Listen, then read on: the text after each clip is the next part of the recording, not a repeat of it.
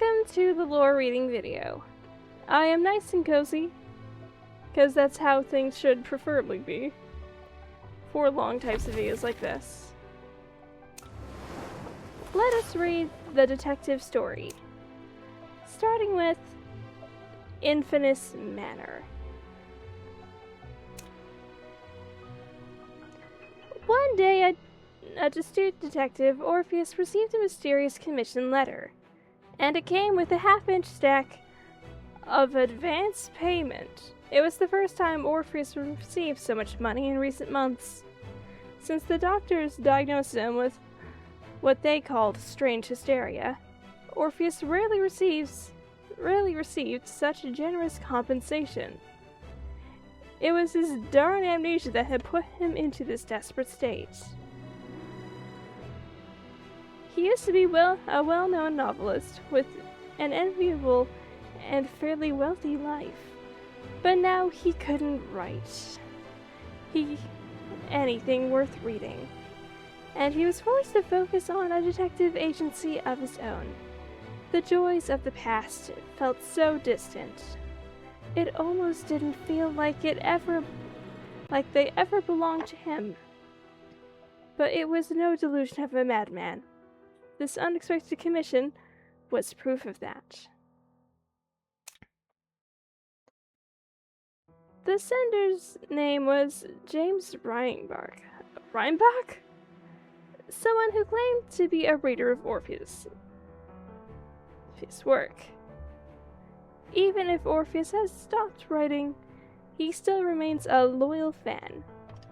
He believes that Orpheus' skill in deduction could rival his talent in writing. The Reinbachs have had something weighing down on them for a very long time, especially Mrs. Reinbach. The strange, terrifying despair-inducing incident made her seriously ill, and so Mr. Reinbach was forced to write a letter to Orpheus and stay home to care for his wife instead of seeking Orpheus's help in person. His daughter had gone missing. If it was just a premeditated kidnapping and ransom by a group of avaricious kidnappers, it wouldn't be an issue for Mr. Reinbach. But the strange thing was his daughter had just vanished, and it was linked to the infamous manor. No one had dared to get close to that abandoned manor in the last decade. Even Mr. Reinbach's attempts to make the police investigate the area in search of clues on his daughter, whose whereabouts suffered inexplicable rejections and obstructions. Alita's Manor wasn't an unfamiliar name to Orpheus. It was burned down by a fire 10 years ago. While the flames had been extinguished, the darkness of that incident caused the manor to be considered a taboo that should never be mentioned. After he finished reading the letter, Orpheus's gaze didn't linger on the letter's content for too long, and his attention was drawn to the name of the letter's recipient instead. It wasn't his well-known pen name, Orpheus. It was a different pseudonym, one which was practically known to no one, even he had almost forgotten about. What should they know about you? The generous reward attached to it drives Orpheus to accept the commission. In his opinion, the criticism people have had for the manor is merely a projection of their fear, and rumors surrounding it are mostly just stories meant to scare people. At night, Orpheus drives his old Model T to Alita's Manor. When Orpheus drove through the bumpy mountain road and dense forest in the rainstorm to finally reach the end of the road, his headlights could not light up the path ahead. Orpheus was unaware that he was about to be reunited with his long-forgotten past. When Orpheus finally arrives at the manor, the entire manor was covered beneath the shadow of the rainstorm, and its dilapidated outline was only faintly visible with every flash of lightning. The rain plays an annoying tune against the derelict windows of the manor. The manor had no power supply, and so Orpheus fumbles all along the way until he finally locates the main hall of the manor. The long abandoned room exudes a strong smell of decay in the humid air, and even his dying lamp seems to be telling Orpheus that this is no place to stay. Finally, right before the oil lamp burns out, he finds a living room, and he decides to start investigating from there. The living room was relatively well preserved when compared to other rooms. Orpheus lights the candles on the piano and the wall, illuminating the entire area. Before looking around, there is an unlit fireplace and a dusty standing mirror against the wall. On the wall is an oil painting, one that Orpheus recognizes, the Mirror of Venus. In the painting, Mesomezyne, whatever that name is said, I will look it up later, is sharing spring of memory with his 9 daughters. Besides that, it doesn't seem to be any other useful information.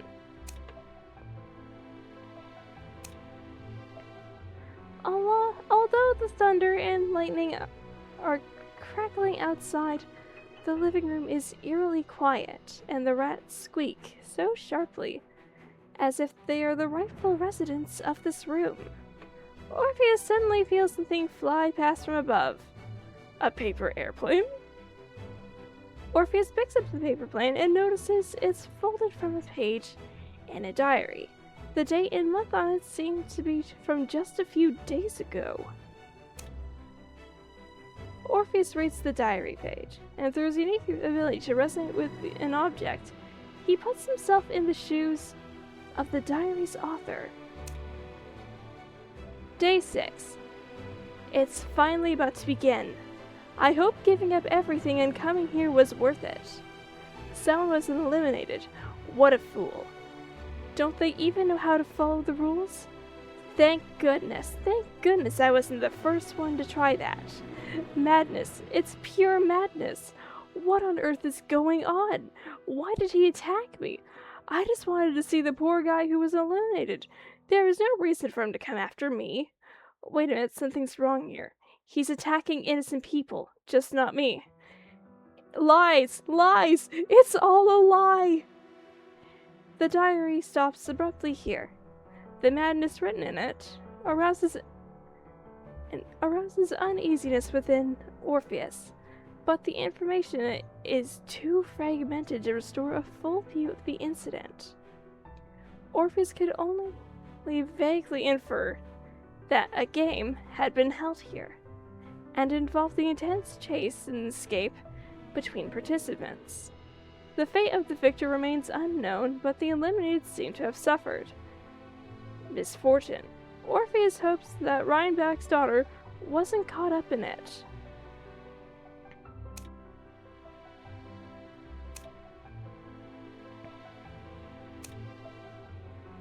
Besides its contents, the page itself drew Orpheus's attention. The page had been cut off neatly, and it was covered in black powder. The rough feeling of the black powder between his fingers felt like that of ashes.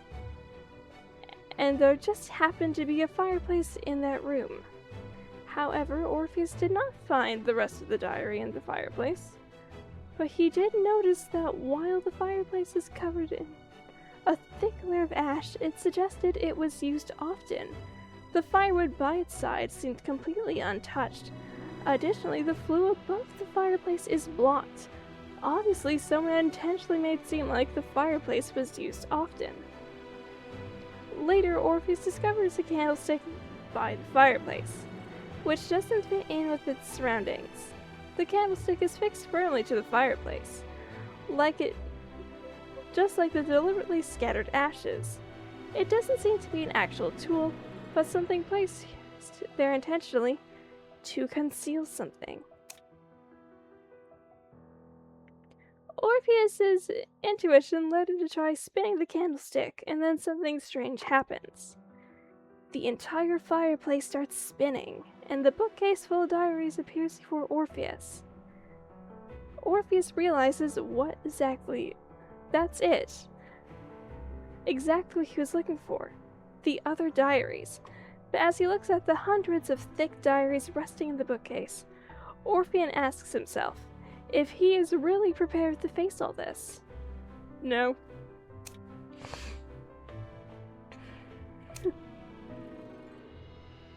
Searching for a diary with a missing page in this pile of diaries didn't seem important anymore. It is the diary's contents that is important, as all of them seem to point towards the carnival games. Hullabaloo! Orpheus gathers more information on the game by reading through the diaries. The participants came here willingly, attracted by the treasure promised to them. The participants couldn't leave the manor. Those who broke the rules would be eliminated. The diaries written by various people, and writing the diaries itself, is a part of the game's rules. All of this information struck a heavy blow on Orpheus's mind, and he couldn't think. Either they're mad, or I am. In addition to providing more information, these diaries brought more mysteries, and with them as well. However, since it was recorded in the diaries of so many, Orpheus is forced to start believing that these things are beyond his understanding. Did occur in this manner. Orpheus attempts to profile the owners of several diaries through their contents. He discovers many links between the contents of their records. It meant that the owners of these diaries have probably participated in the same game. One of them, known as Emily Dyer, recorded everything in full detail.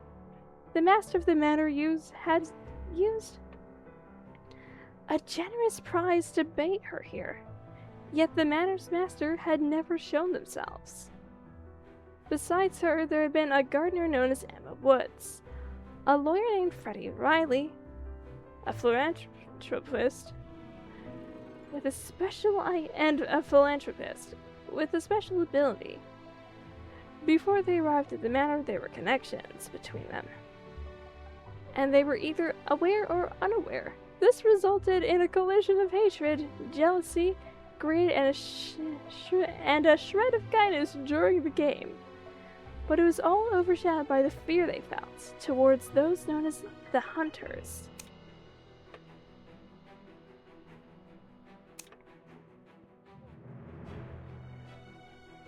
Orpheus is unable to discern the identity of the Hunters based on the contents of the diaries. Orpheus could only infer based on the entries, and attempts to use the diaries to put himself in the shoes of the Hunters. Now that he was the hunter, he had to hunt the lawyer, Freddie, who was participating in the game with Dr. Emily Dyer. The game was held in an arms factory abandoned after a serious fire. Freddie must decode cipher machines to obtain keys that will allow him to open the exit gate and escape from the arms factory. But he must do it with still while avoiding capture by the hunter. In the beginning, Freddie concealed himself well, but a mistake while decoding the final cipher machine short-circuited the machine and sent a flash of light and a crackle of electricity exposed his location. The hunter followed the noise to its source. The hunter struck Freddie to the ground and tied him to a chair, covered in iron thorns. Okay, that's not in the game no more. The iron thorns made it impossible for Freddie to move. They were like fangs, ready to devour him at any moment.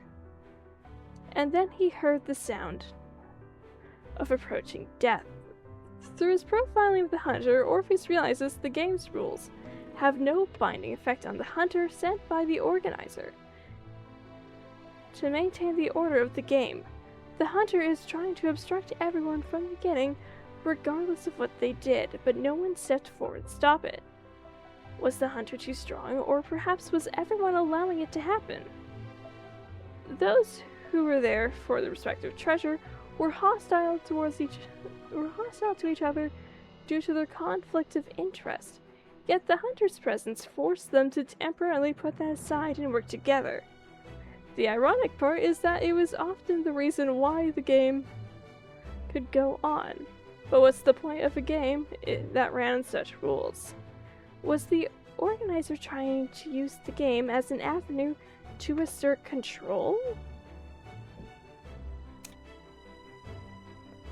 over the fate of others?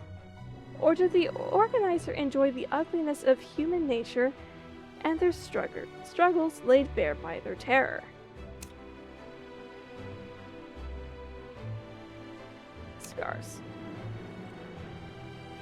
In order to gain a deeper understanding of hunters, Orpheus attempts to profile even more information on the hunter. Modus operandi rules, personality, and traits. A detail in the hunter's modus operandi draws Orpheus's attention. Iron thorns. First of all, very effective tool for restraint. Not only does it bind a person, it also prevents others from touching the bound person. If someone attempts to touch it forcibly, they would cry in pain and expose their location. The thorns are extremely sharp, so Orpheus surmises the hunter was definitely wearing a pair of iron gloves to protect themselves from being stabbed by the iron thorns. Stab wound.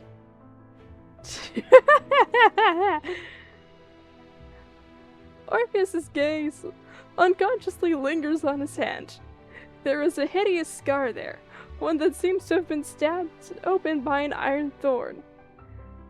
Suddenly, horrifying memories surge into Orpheus's mind. Grotesque faces, screams of despair, and suffocating terror. Orpheus loses his footing and almost falls to the ground. Luckily, he grabs the nearby standing mirror in time. However, when he sees his reflection in the mirror, he sees himself with a hideous expression on his face, just like the hunter. Orpheus attempts to destroy the familiar yet unfamiliar image in his rage, but discovers familiar writing on the dusty, broken mirror. Trust yourself. Oh wait! Was that video?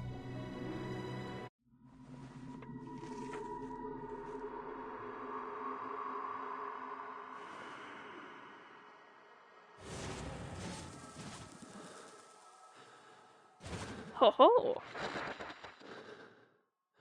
Remember, Orpheus.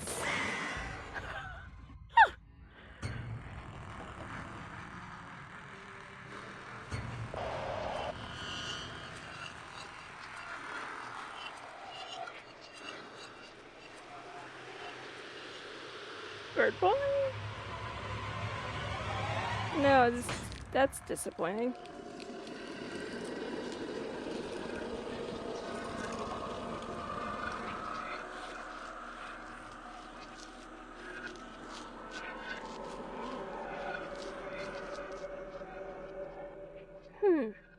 Honestly, this just makes me wonder if the drug was still lingering in that room. We don't know how strong they are.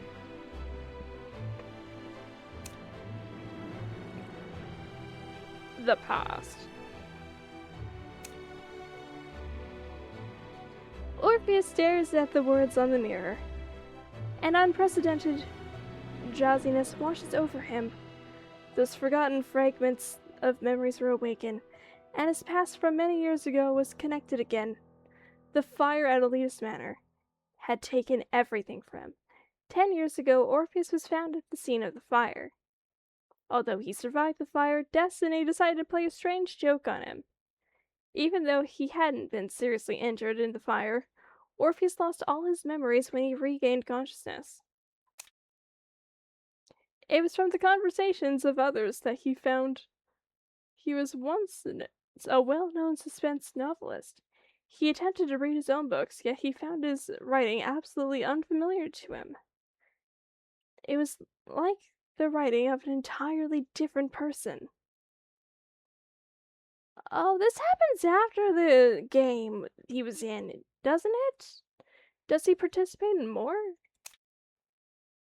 So Orpheus opened a detective agency with what remained of his savings.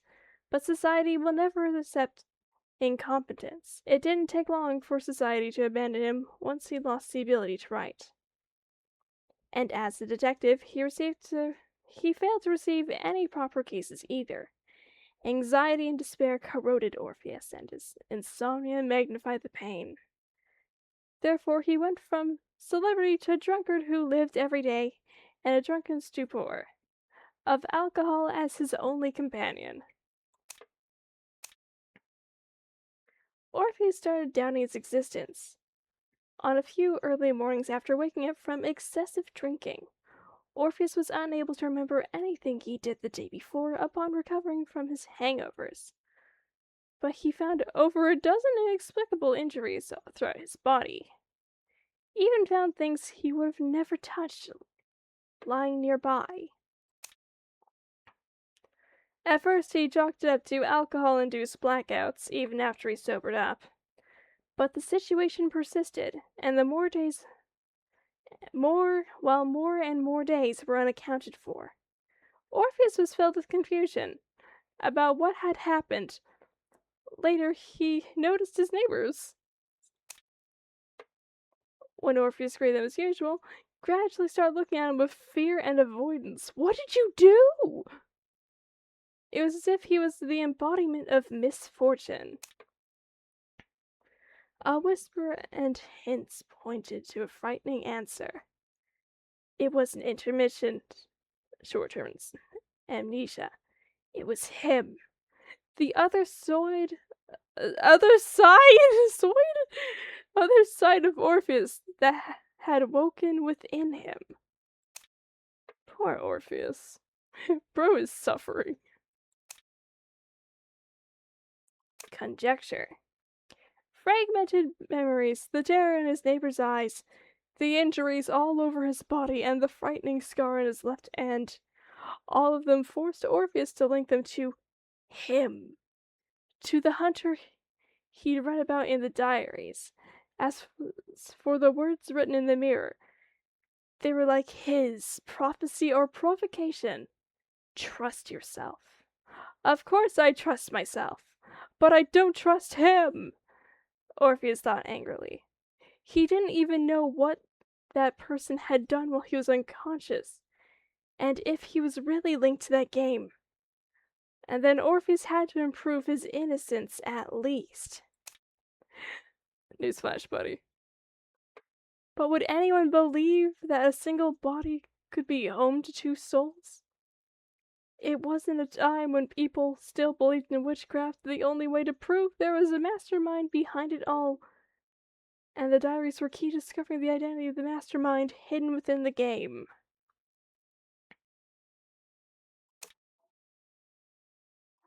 That was so fascinating. I love it. Time reunion, baby.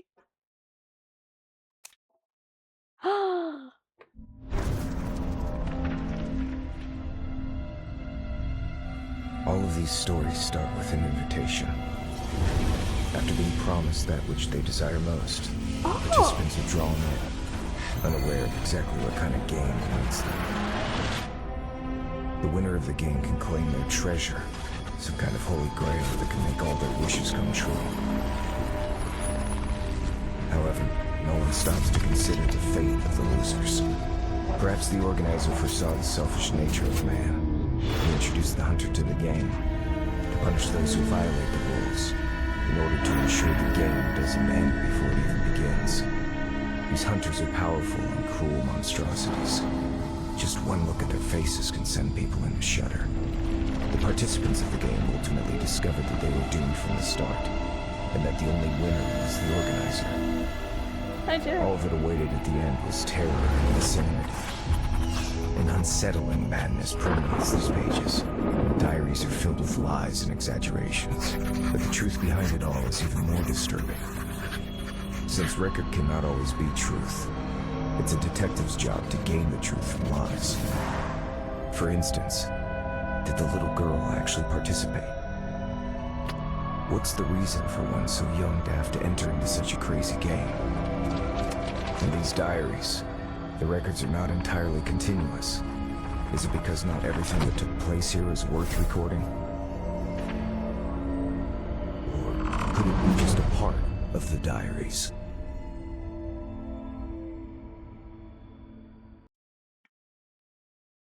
Through further analysis of the diaries, Orpheus discovers that the diary entries are not continuous. That could only mean two things. Either not everything was worth recording, or only a portion of the diaries were kept here. Orpheus decides to search the living room again and attempts to locate even more diaries. He discovers something unusual beneath the rug. The floor beneath it appears to be hollow. He lifts the rug and taps the floor. The sound of a stone plate moving enters his ears. And then an entrance appears before him. A secret chamber covered in dust, and its secrets had been unlocked. Orpheus goes down the ladder with the lamp. The underground chamber has a musty smell from being sealed off for so long. The rats carefully gaze at the uninvited guest from the shadows. Orpheus accidentally steps on a vial in the dark. There is a mysterious open triangular symbol on one of the fragments. Within the dark basement, there are a medicine cabinet, various test equipment, and an emergency operating table, and surgical tools. By the operating table is a discolored armchair with a well-worn strap on it. It means it had been in use for a long time, and the dried bloodstains on it had become irremovable marks. It seems like some kind of experiment was being carried here. With a multitude of questions in his mind, Orpheus plans to start his investigation from the medicine cabinet. But just as he is about to open the medicine cabinet, a white figure flashes behind him. Who's there? Who's there? Show yourself! Memory!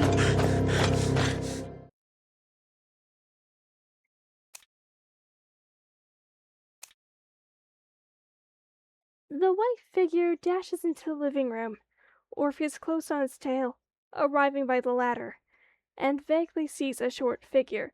Is it her? Is it Rhinebeck's daughter? By the time Orpheus gets back up to the living room, the figure had vanished. He tried to search outside, yet finds the door locked from the outside.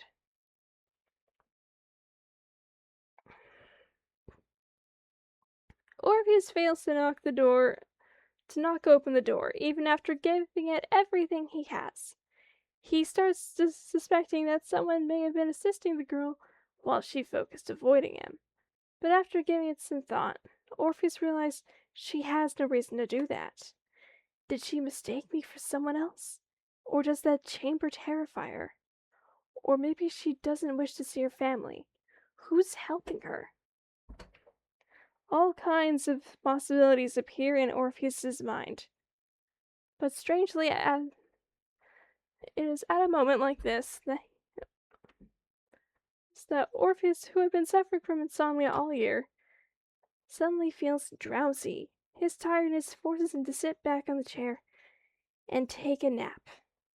And a nightmare descends amid the pitter-patter of rain. Oh, I didn't. In the dream, fragments of memories assault him at once. A girl running for her life in endless darkness. Flames that devour everything. A woman and a girl hugging each other in the flames. A strange sense of terror and sorrow rises in Orpheus as he witnesses all this. Orpheus jolts awake It wasn't the first time that girl has appeared in his dreams. She'd been present in his dreams on many sleepless nights. But even now, he still finds it impossible to piece together this dream that keeps plaguing him. Orpheus takes his coat off and sighs. What have I forgotten?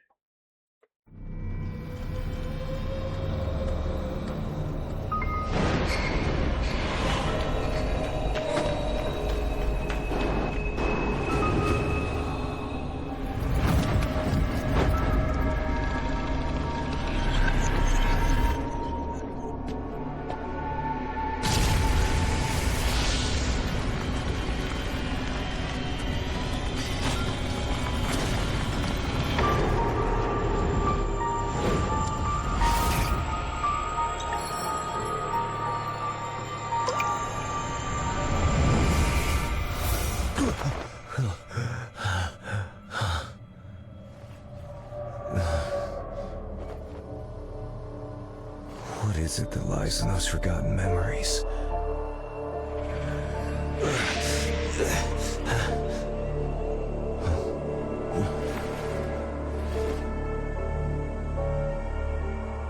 Will you too become part of my new nightmare?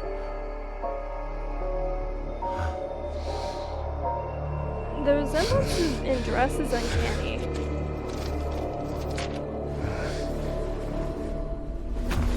Wait. The rain has stopped. How long was I asleep? The door is open.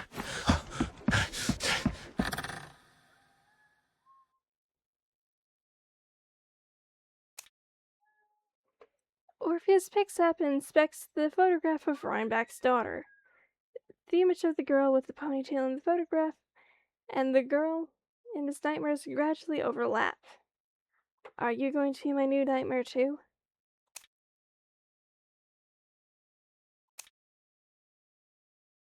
In his daze, the photograph slips from Orpheus's fingertips.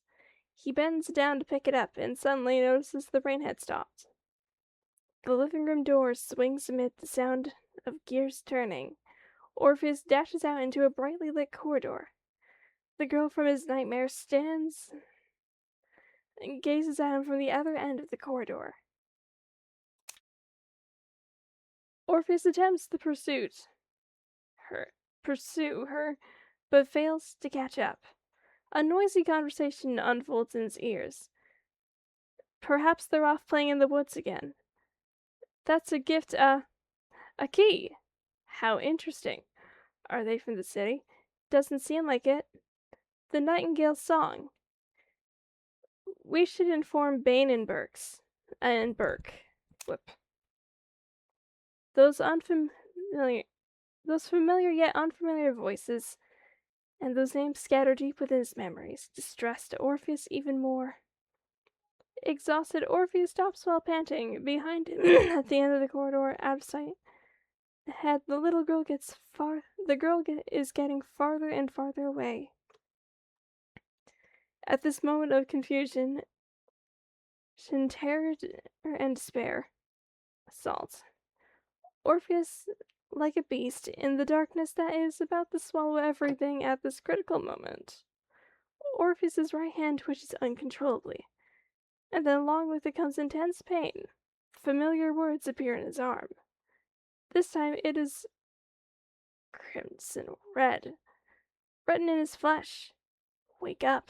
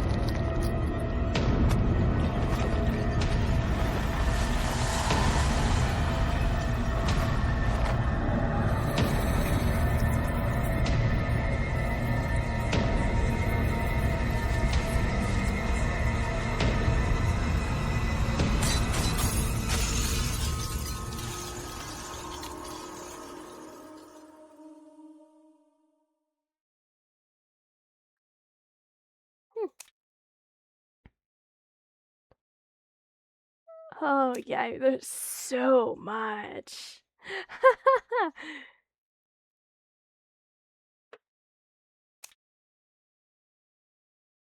After the darkness, Orpheus awakens, the pitter patter of rain, and a tightly shut door. It turns out everything had been just a dream within a dream. The only hint from him on Orpheus's inner wrist was real, but the fragmented memories in the dream and the terror that arose from them allowed Orpheus to realize something. From the beginning of all Orpheus's deductions were based upon the fact the diary's entries were not fabricated, and he assumed that the writers of the diaries had recorded a truthful account of everything they witnessed. But even if that was true, there was a possibility he overlooked. Perhaps what the writers had considered to be the truth was not actually the truth, but a distorted reality. If this premise is true, the organizer of the game would require a medium to create sufficiently realistic illusions for them, something that would severely interfere with their perception and judgment. The easiest method to achieve that would be via the use of certain drugs. In that gloomy basement is a medicine cabinet that can be used to store drugs. All this time, my reasoning is hinged on a single premise. The diaries are not forgeries. The handwriting, wording, and markings also serve to establish them as reliable sources. But the peculiar identities of the hunters and their incredible abilities challenge my very understanding of reality. In order for this investigation to continue, I must use acceptance as a method of interpretation here. But the contradiction is bound to continue perplexing me subconsciously. Now, this contradiction may just become the most crucial clue. How does Lucky fit in this? I had ignored. He's too modern. Nightmares do not lead to fear. On the contrary, fear gives birth to the most terrifying dreams. To endow that which cannot be understood with reason is a manifestation of some primitive self-defense mechanism in the root of all myths.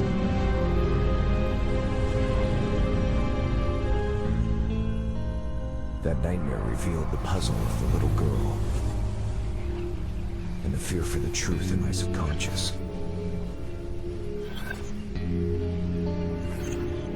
As for the diaries, the records are not exaggerated or distorted.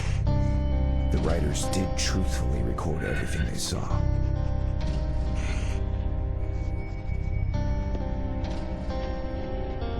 But those who believe they've written down the truth actually seen a distorted reality. To be precise, something created a hallucination and perverted their perception and judgment. Something like...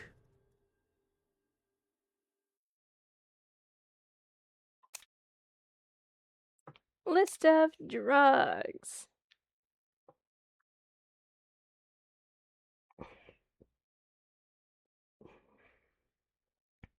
Orpheus returns to the basement.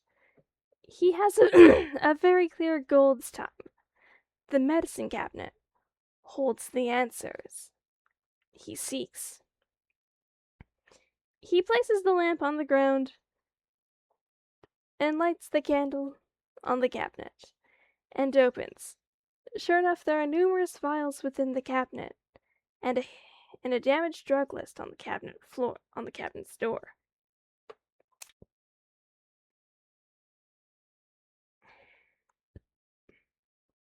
On the list is records of all the drugs within the cabinet, which mostly consist of mercury, belladonna, and other drugs used as anesthetics or to induce hallucinations. By relying on his knowledge of medicine, Orpheus knows that these ordinary drugs are insufficient to induce ideal hallucinations recorded in the diaries. The medium for those hallucinations is most likely to be among the last four mysterious items with unrecorded names on the drug list, 3 of which are in stock within the medicine cabinet. Orpheus, no! Don't do it! You're already addicted to alcohol. Among the records on the 4 mysterious drugs on the list, the first 3 are ambiguous, and the last one was burned off, and is impossible to distinguish. Orpheus needs a suitable test subject to ascertain their effects. The endless squeaking in the basement gives Orpheus an idea. Orpheus decides to experiment on rats. Good luck catching them! The first vial contains a psychedelic drug that knocks a person unconscious with just a small dose. Avoid overdose.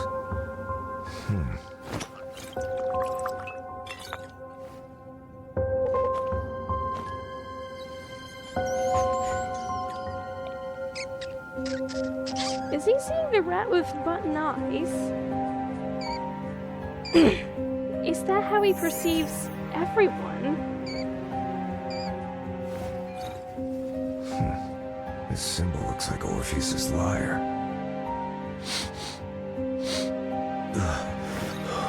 Orpheus! It seems that the smallest dose can strip one of their ability to resist.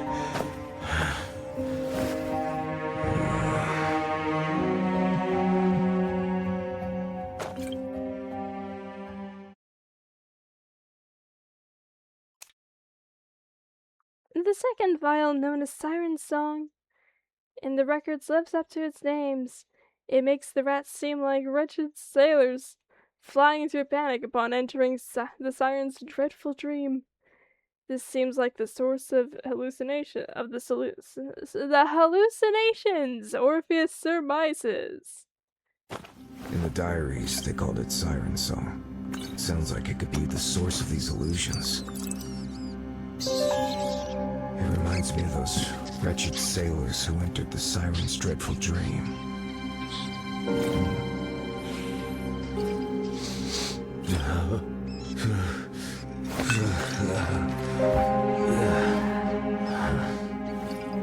Orpheus.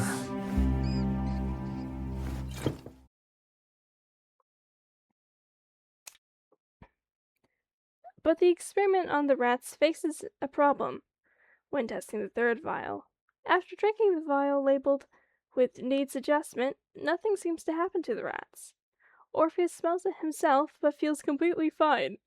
The investigation comes to a standstill until he notices the strange speed at which the candle by the medicine cabinet had burned.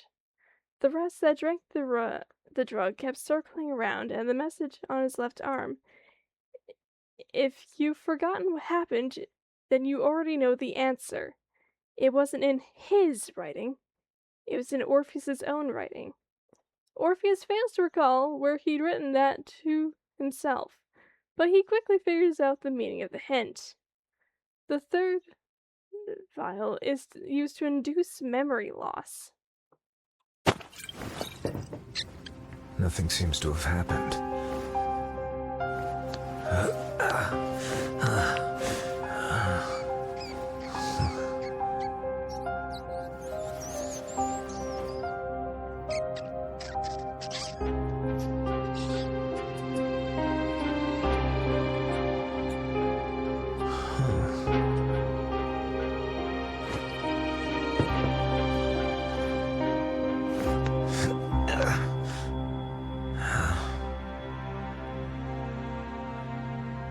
Memory. Its main function is to induce memory loss. This is indeed an unexpected breakthrough.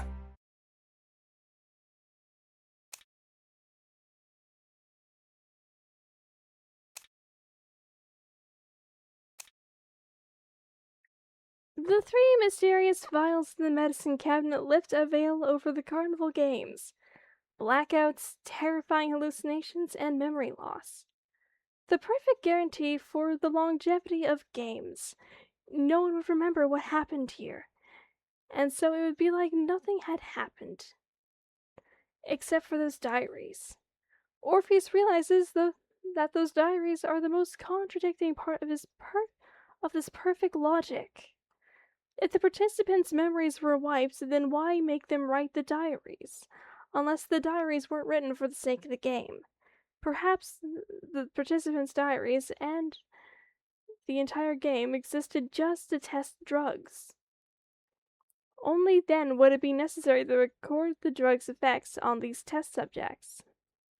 At this point, Orpheus starts wondering if his amnesia was a result of being a test subject for these drugs, and based on his messages, it is clear that he knows more than Orpheus does. For the first time, Orpheus decides to take initiative to question him. Based on past experience, he awakens when Orpheus loses consciousness.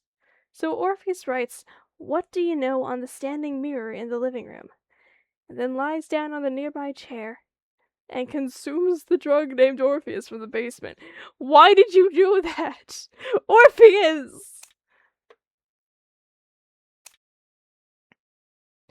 When Orpheus regains consciousness, as expected, he found a message from him on his arm. From memories. The incomprehensible message infuriates Orpheus, but he calms down a little. Orpheus suddenly realizes that the word memories may not be referring to his own fragmented memories.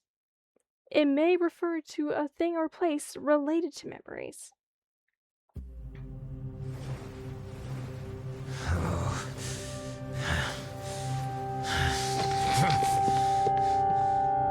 What is it you're trying to say? How long must I endure this deception? Just lay down on the sofa, bro. Be comfortable in That's that it. armchair. I see now. If that person doesn't want to say, he could ignore me and keep silent. If that person wishes to mock me, there are far more direct ways. So that person does know the answer but can't tell me directly. This implies that this person is hiding from someone, and thus gave me the answer in the form of a code.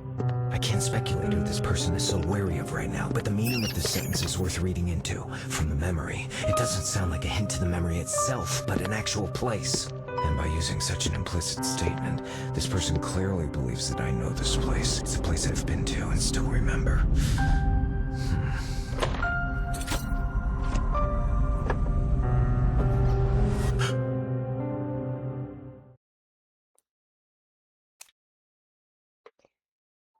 And in the entire living room, the mirror of Venus painting, a oil painting above the fireplace, the spring of memory upon which the goddess's gaze, that place protected by...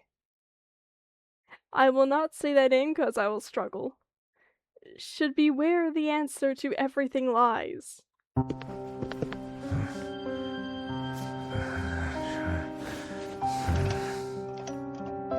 Oh yes, that picture. Memory. From the memory. The place memory exists.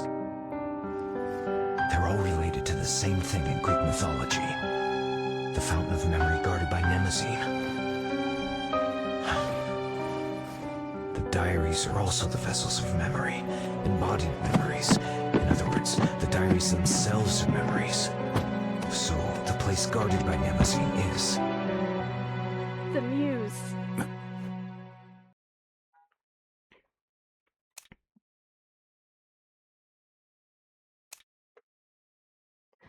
Oh, he's drinking more drugs.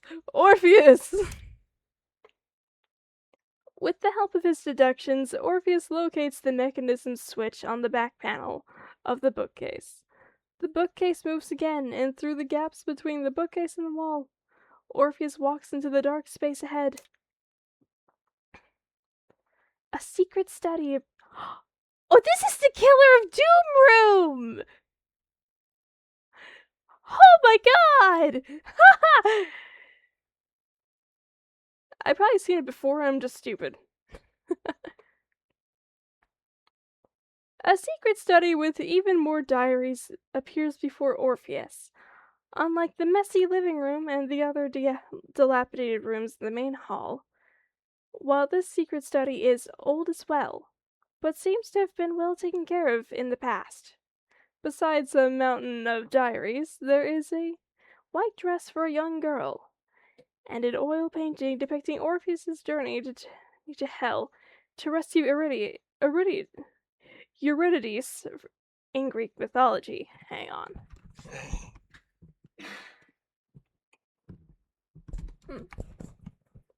A bit congested. On the table in the study lies a complete list of drugs and a final vial. Hydra. That rebuilds memories. Don't drink it, Orpheus. God fucking damn it. Orpheus gives it much thought. He is tired of struggling helplessly amid these fragmented memories, and decides to drink Hydra. Orpheus. New memory fragments come surging, and under the effects of Hydra, they merge with the older fragments to recreate a complete memory. Orpheus.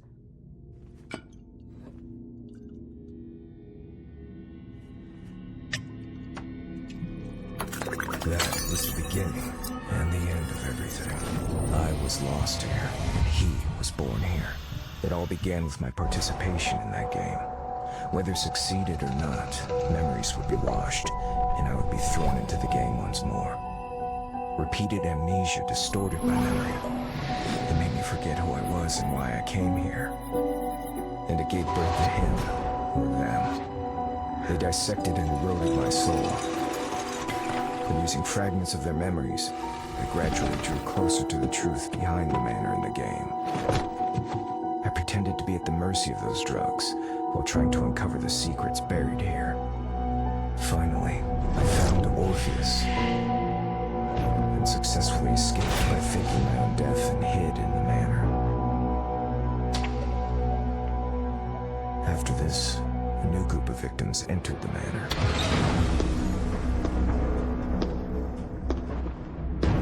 The slaughter of innocents, but I cannot claim justice for them. I remind myself to be patient, as this is the only chance I'll get.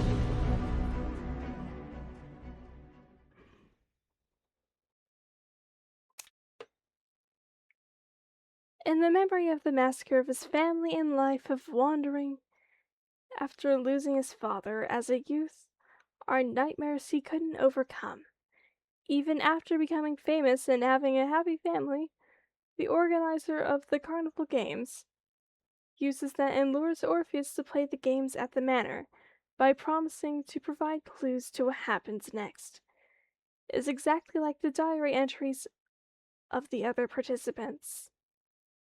It is a terrifying nightmare in that seemingly endless nightmare, his memories are wiped over and over again, and then he's put back in the game again and again.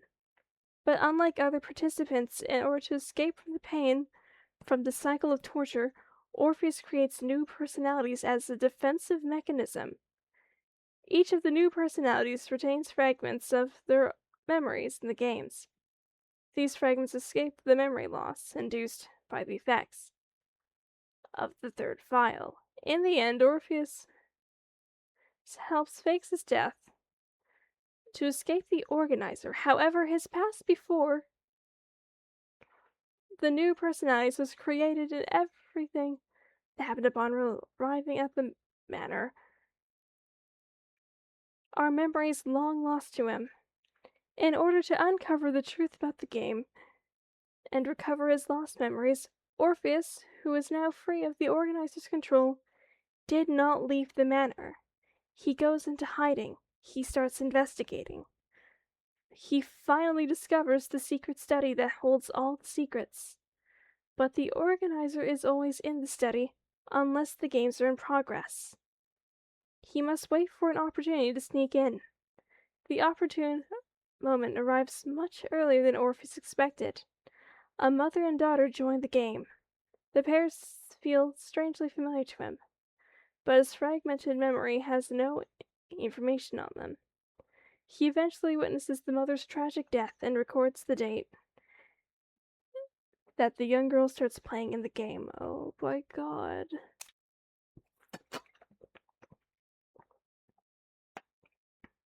Memory.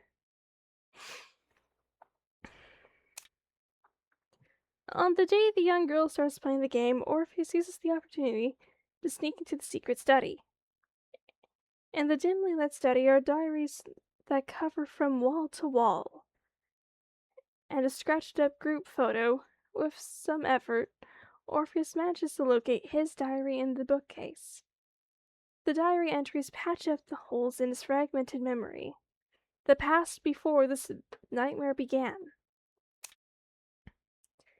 At the end of the diary, the photograph of a young girl, the daughter and the pair of the mother and daughter. Who is she? Orpheus is full of questions since she is in his diary.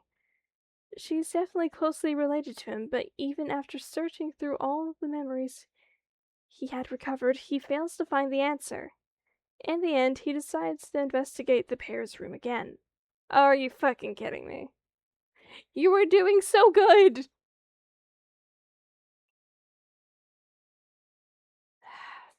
Thank you.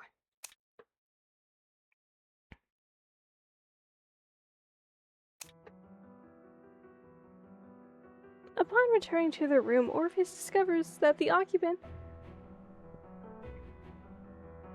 of the room seems to have packed up to leave. He finds white dresses belonging to a 20-year-old woman within the luggage. The young girl's photograph in the desk. Wait, I'm gonna have to go to Ashes and Memories because I think that's Alice's suitcase. In the photograph, the girl is standing before an iron gate, carved with patterns. The gate looks quite familiar to Orpheus. On the calendar by the desk, the date the young girl started playing the game is circled, July 15th, today. Additionally, there is another diary and a vial on the desk. Orpheus, stop drinking weird substances! In the diary, the girl comes to the mirror in search of Orphe. After playing game after game of suffering all that torture, she still wholeheartedly hopes to make Orphe come home.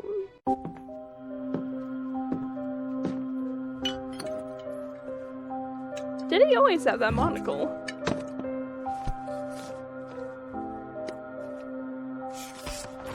No, he didn't.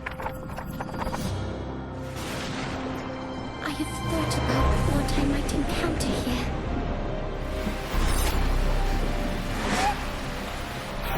But facing all this now, the terror is still beyond my imagination.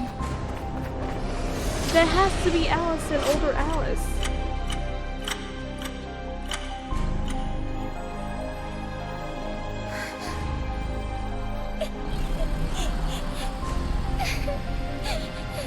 Or something like that.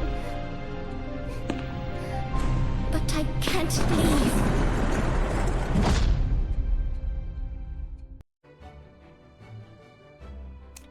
Oh, memory. Tucked in the last page of the diary is a complete drug list, and a taunt from the organizer to Orpheus. A reward for your foolish courage. The Hydra that rebuilds the memories is circled on the list. Turns out all of Orpheus's plans had been within the organizer's control. Now the one in control of everything wants Orpheus to see the cruelest truth.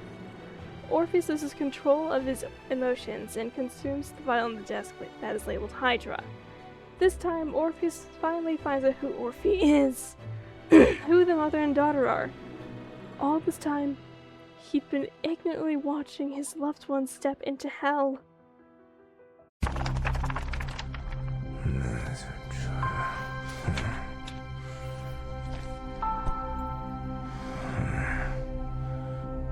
I commend your foolish bravery.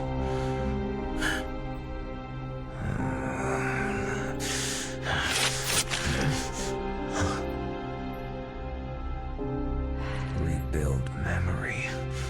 Orpheus, no! You've had enough! Show me what you've got.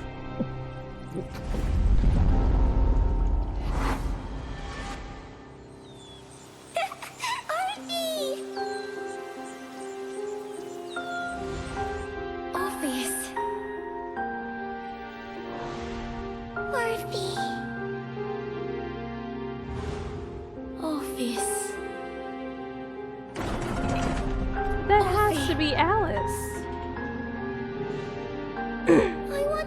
to come back.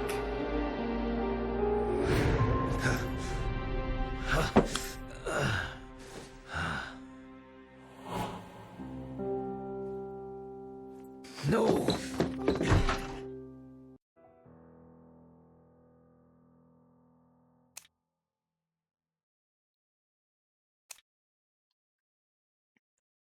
In the perilous dark woods, Orpheus cares not about the danger here. He wants to rescue the girl. But just when he's about to catch up to her, the terrifying hunter appears behind him. In his moment of desperation, Orpheus opens the valve labeled the name of the drug that induces memory loss. A moment later, the gas gushing out of itself engulfs the hunter, and then swallows everything.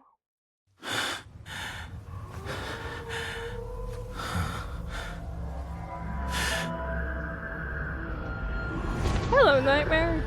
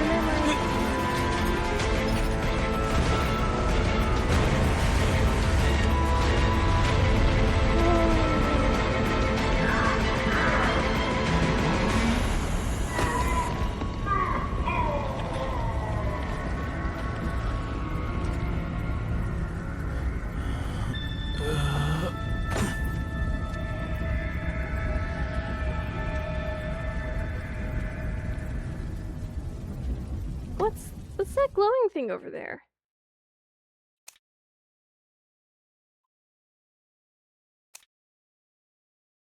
Orpheus, now with his memories restored, sits tiredly in the living room. Apparently he's failed to rescue the young girl 10 years ago, and he'd even lost his memories in the process. It is why he returned here now. As he gazes at the messages on his inner wrists, Orpheus noticed that 2 messages joined together. Wake up from memories. Now he'd succeeded, but what should he do now that he had woken up? Face a reality far worse than nightmares?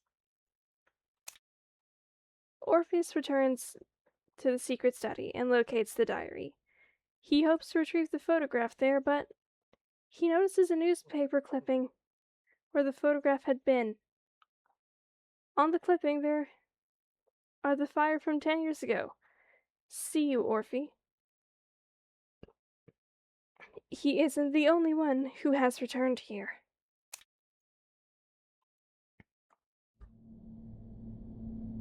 In the end, I failed. So, I ended up back here again.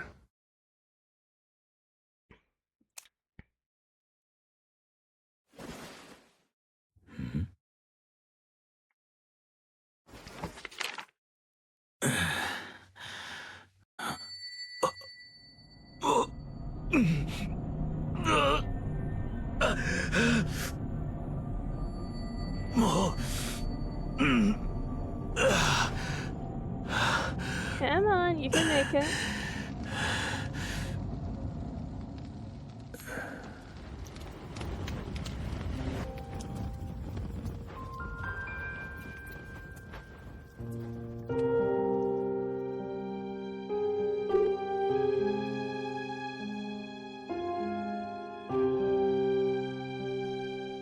There's the book. Does he approach it?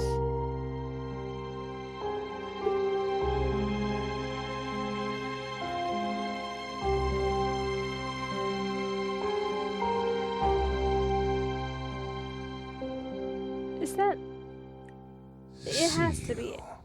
Orphe. There's the mask. Okay, next week we'll be focusing on analyzing all these. Thank you so much for watching. It took so long. Oh, I should probably read out these two. And the evidence. I'll do next time. I've done so much already. And then we'll do, like, these for funsies. Because there's some, like... Oh.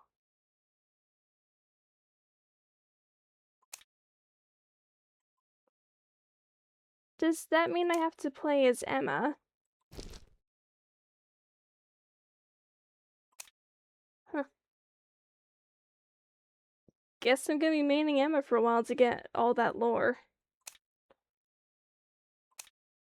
Thank you so much for watching. Hope you had a good time. Hope it was a cozy time. Bye!